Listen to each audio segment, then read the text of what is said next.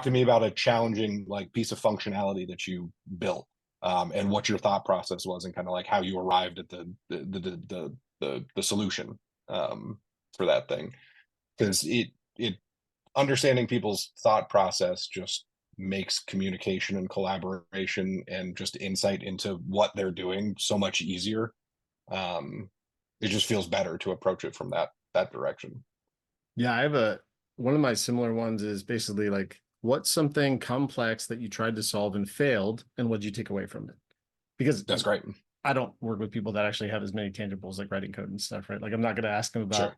did you get better feedback on one doc versus another when you're writing requirements or whatever? Like I'm going to Yeah. ask like from your mental model, like when you're approaching this scenario or some complex approach to requirements.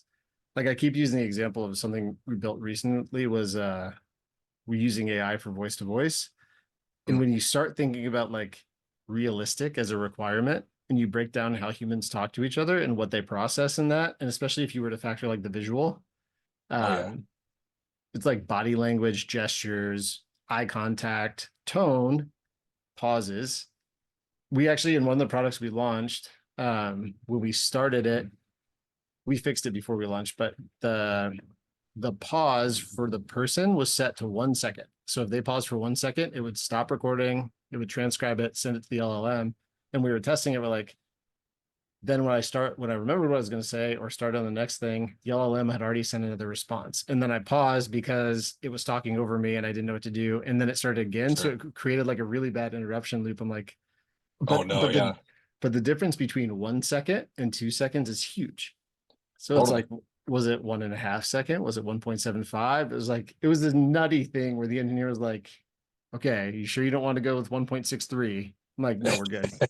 You know, like Yeah, this that's is such fine a for that's now. such a crazy thing to have to like quantify, is like how much time between a person stopping talking is enough to be like, okay, they're done speaking.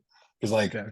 especially when you talk to, people that do like public speaking and stuff like that, the general consensus is like, if you can't think of what to say in that moment, just be quiet until you can think of the thing, right? Like instead of filler words, Yeah. like saying like or or whatever.